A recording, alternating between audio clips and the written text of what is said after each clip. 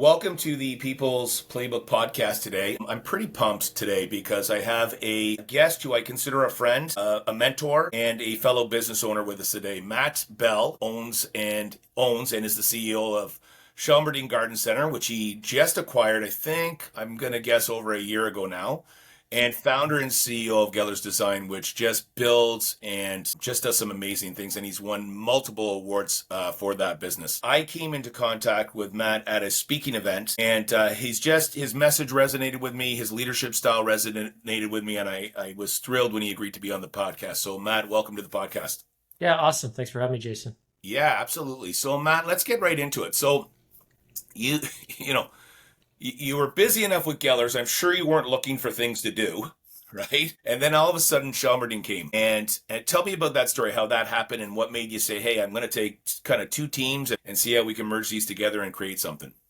Yeah, and that's very accurate. Gellers is a design builds company in the residential space. We had about 100 staff, and last fall, a colleague, a friend of mine, reached out and said, I want to go for a cup of coffee. I'm looking to grow my business. That was Chad, a current minority owner of Shelmerdine Garden Center, and he was looking to potentially grow outside of his garden center. Gellers was looking to potentially grow into the inside interior landscaping space, which he was already in. So we started to trade notes, and it became evident that there was an opportunity to pursue a larger ownership stake in Shelmerdine. Chad's partner at the time was looking to divest and sell, and things moved very, very quickly at that point. It was very exciting. It made sense. And somebody that I've worked with, a colleague out of Ontario, George Uvari, and working with him over some years, he had said something that had resonated with me years ago that if you build your business the right way, opportunities will find you, and you need to be prepared to move when they become available. And that's exactly what it was. It was an opportunity that I really loved, I was excited about, and things snowballed very quickly from there.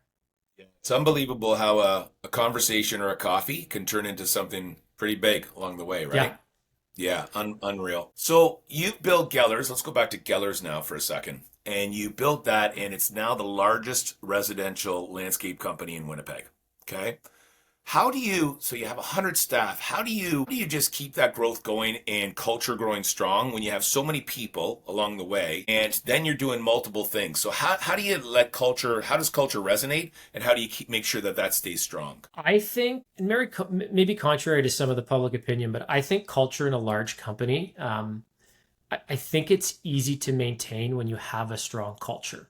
I found culture very, very difficult to build within a small company with 7 or 8 staff, because I was 20% of the culture. When I had 6 staff, if I had a bad day, Yeah. 20% of the company was having a bad day.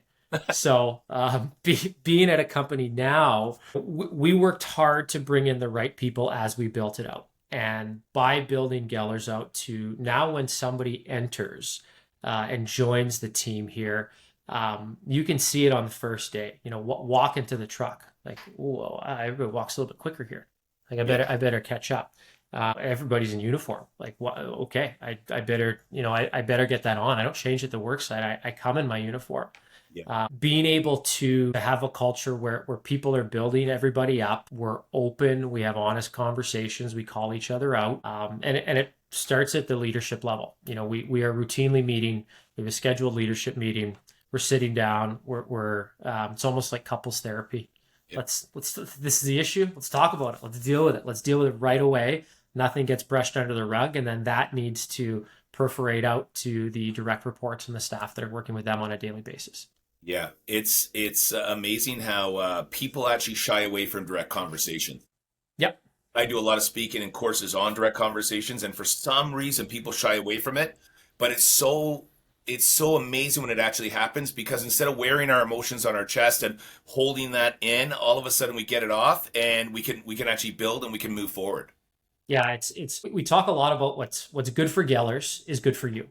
If Gellers does well, you will do well. And what that means to different staff is different things. It means a nicer uniform. It means new work gloves. It means a better boot program. It means a better wage, more benefits.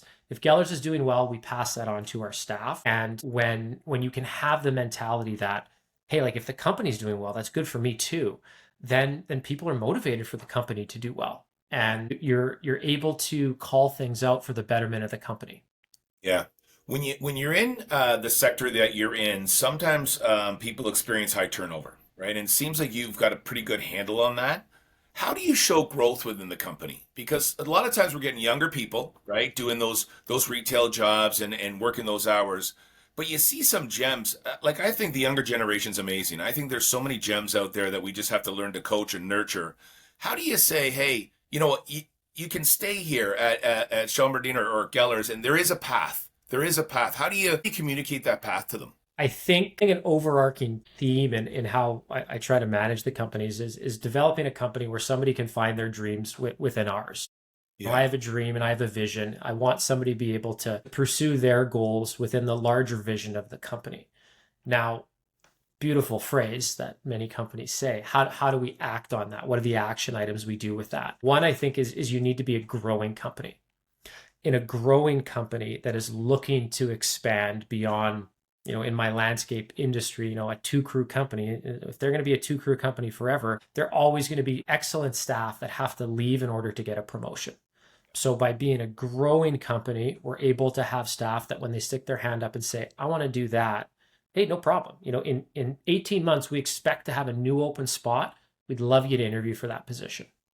Yeah. In the short term, something we do, and we're rolling it out now across the garden center, is publish wage scales.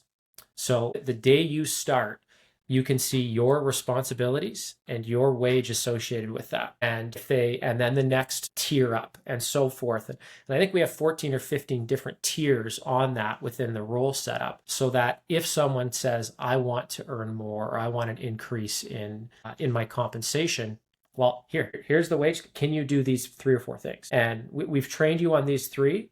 And this 4th one, you want to learn how to run the excavator? No problem. I'm going to pay my foreman to train with you on Saturday. And we have a 3-strike rule. He's going to train you 3 times. And if you can pass the test on the 3rd time, well, now you get to do it on site. And you're able to then see how you can escalate up that wage chart, up that responsibility chart in black and white. There's no more debating. There's no more, I think you're valued, Jason. I think you had a good year. Here's the black and white from day one. You can see where you can work your way up to. Yeah. I love that. I love sharing, and information is power, right? So, and then it's almost like, hey, you want more? No problem. You just got to give me more for that more. And then everybody's on the same page.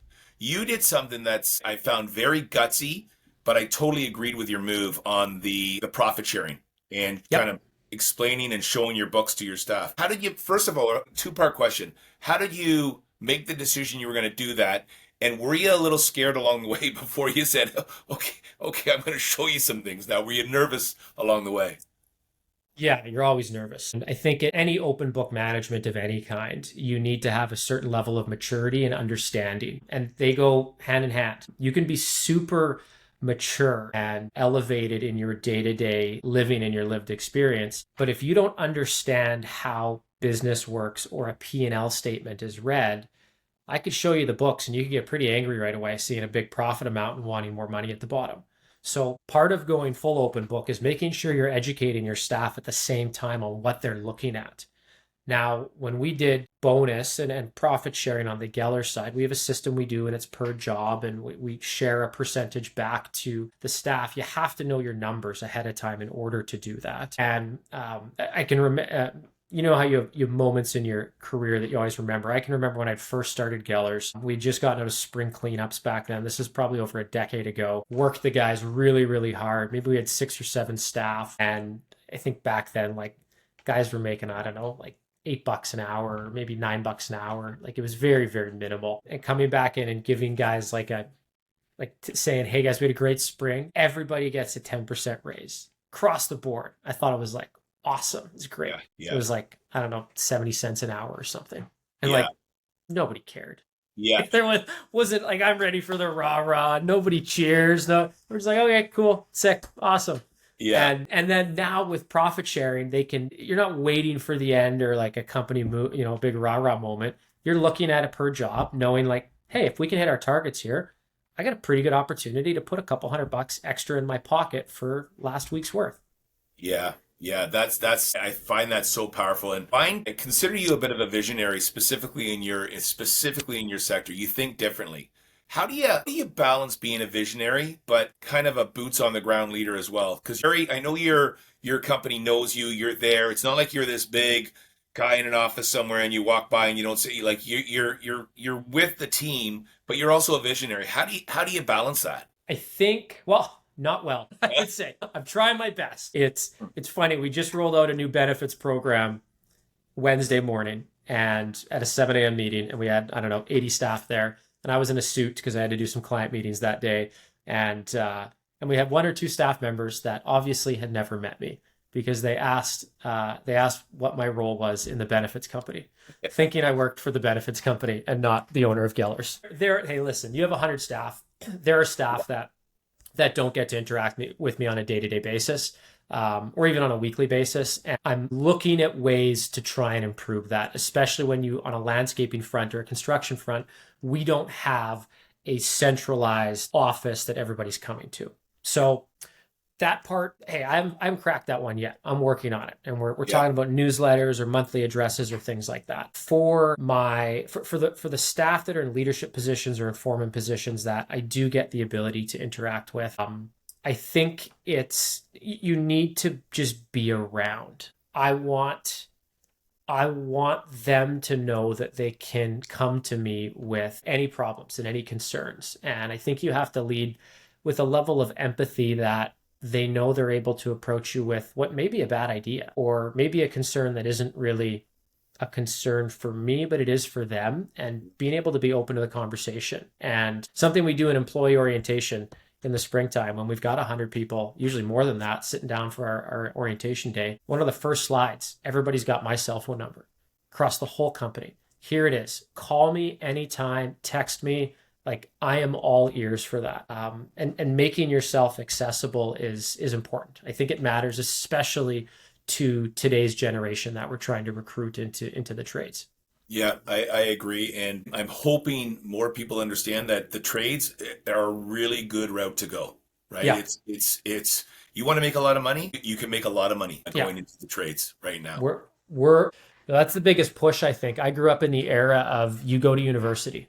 You don't, like, how silly would it be not to go to university? Yeah. You're getting good grades, you're an athlete, go to university. That's the only way you get a good job.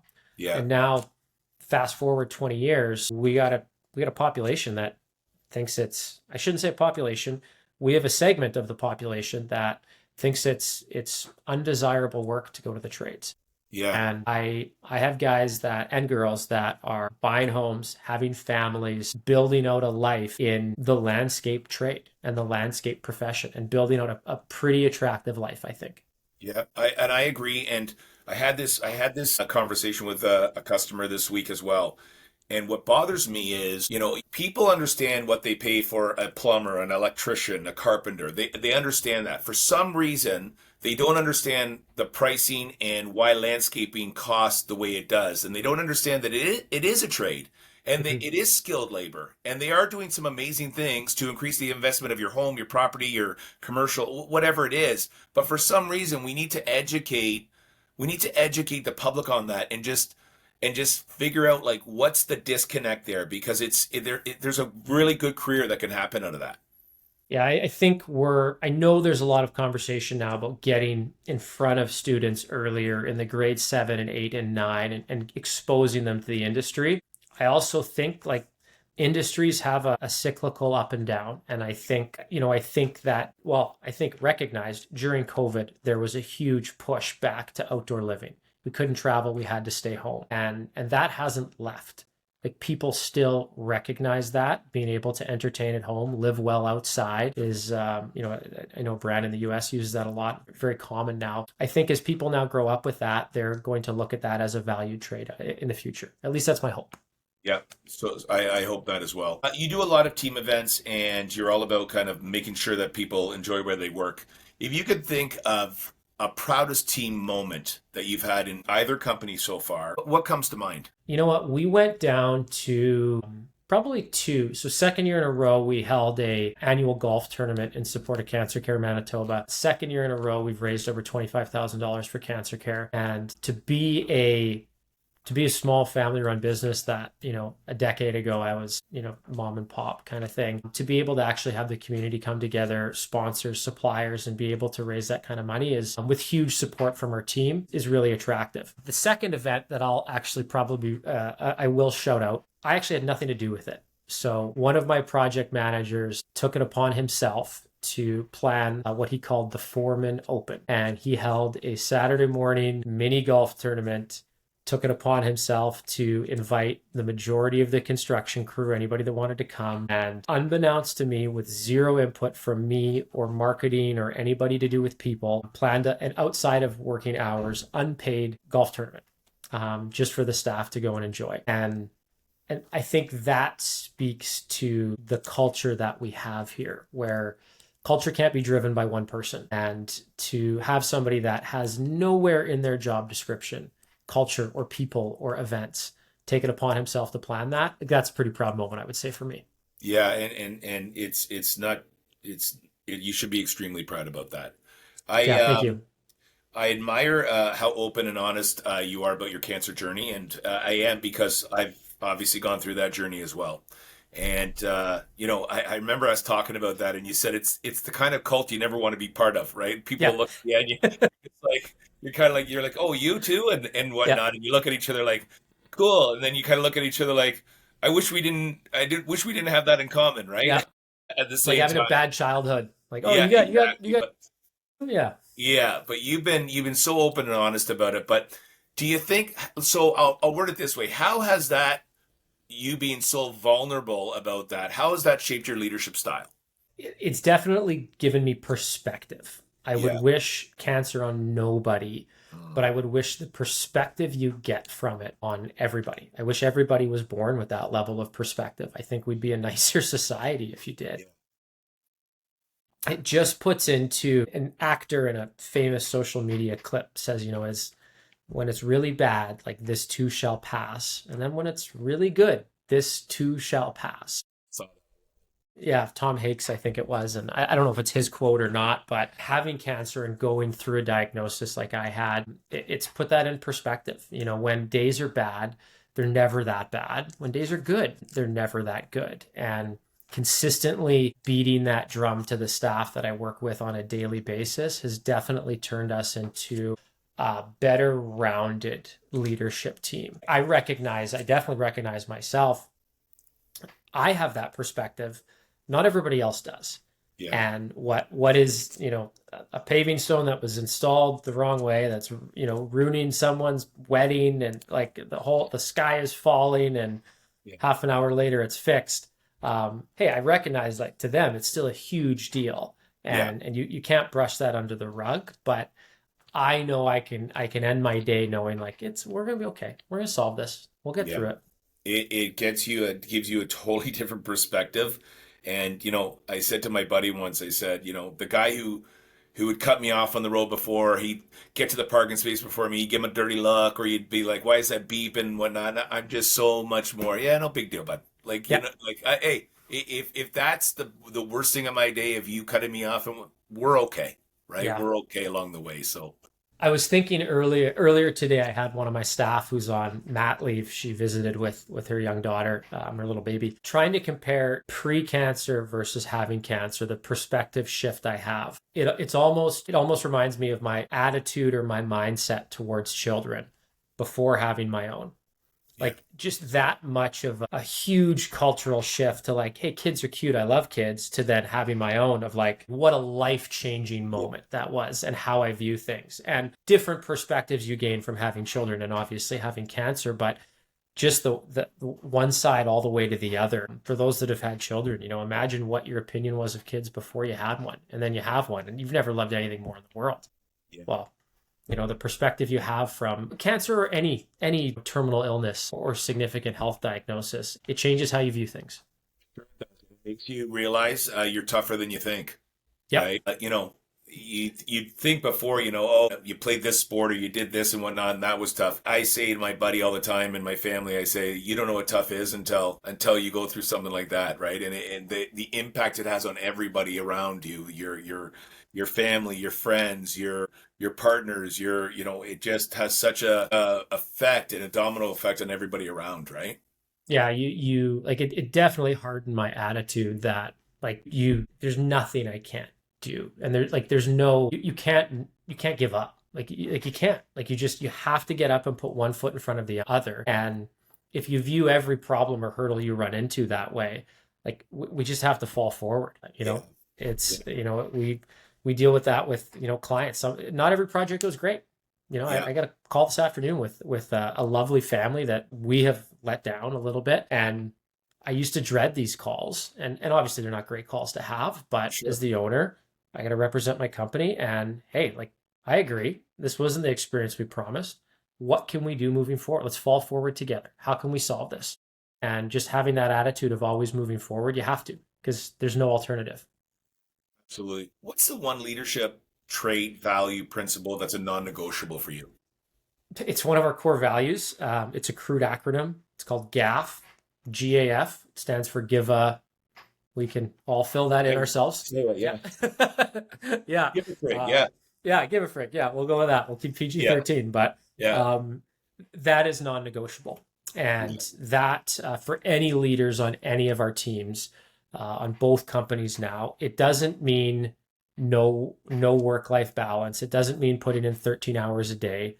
But it is, you have to care. You really have to care about what you're doing there and think of the bigger picture. Can you look at, so, when you're looking at, you started your own company, then you bought another company and whatnot, and sometimes it gets lonely up there because you can't share everything with the team. Who do you go to for, mentorship, advice? Like, how do you seek that? One thing I love that business is universal. I Yeah. really do. I love that I'm in landscaping.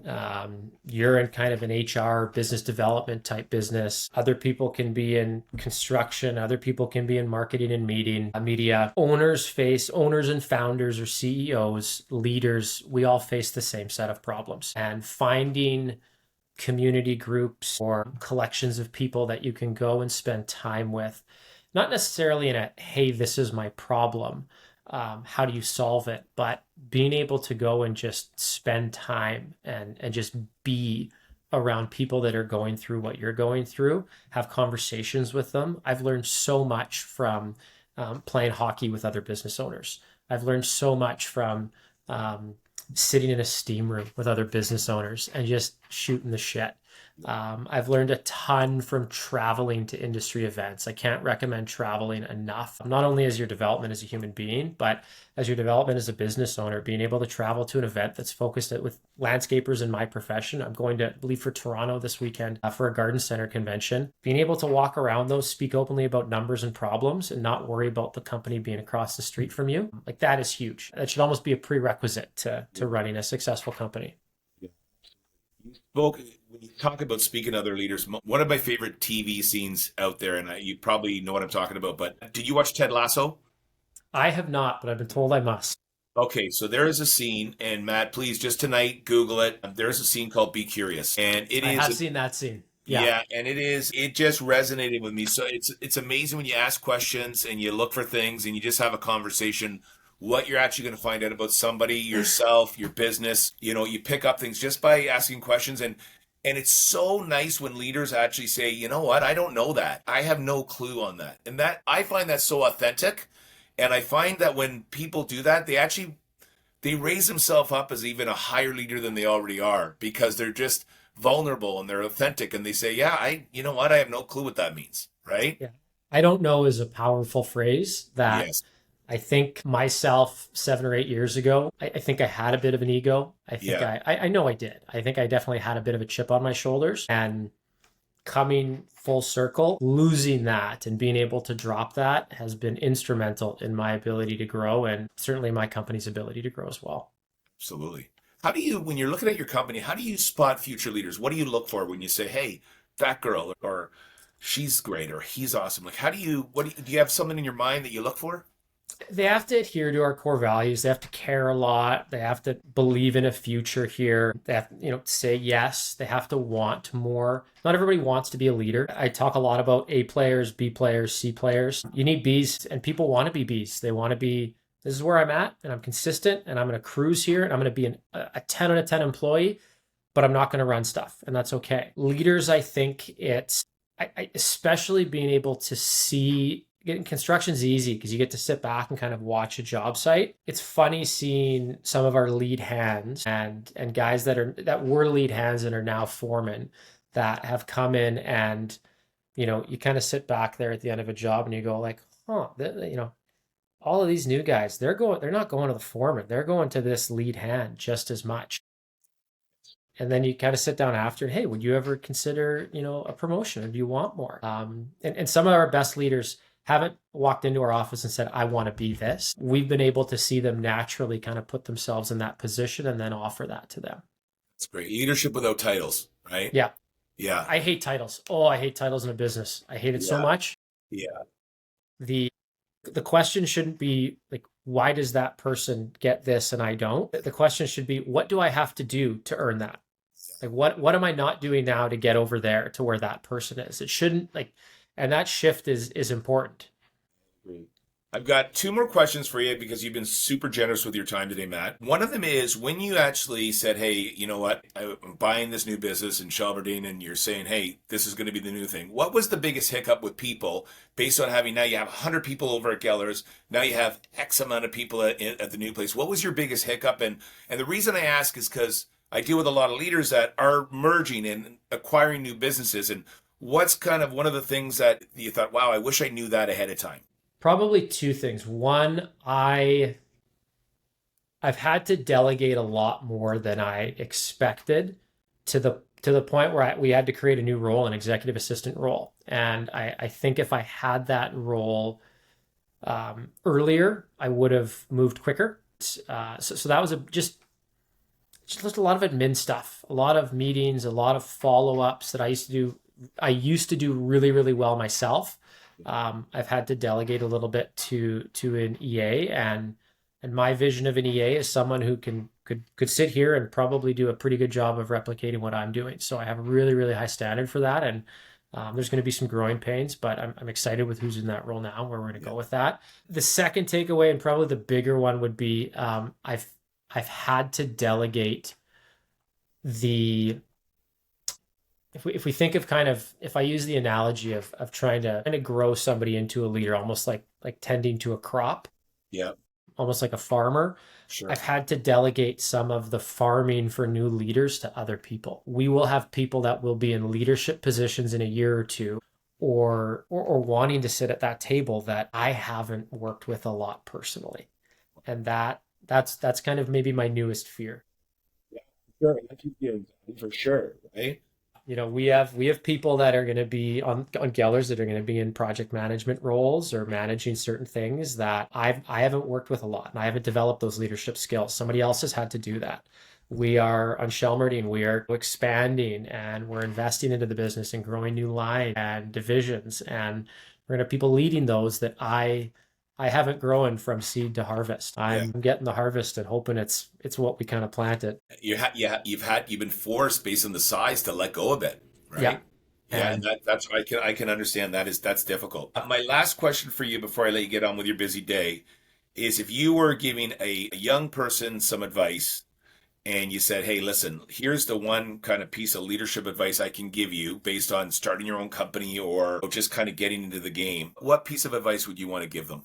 So I would say it's generational. Okay. I like that. Me 25 years ago when I was starting out, I wish I could have went back and told myself that it's never as bad as it feels, and it's totally worth it. It's totally worth it.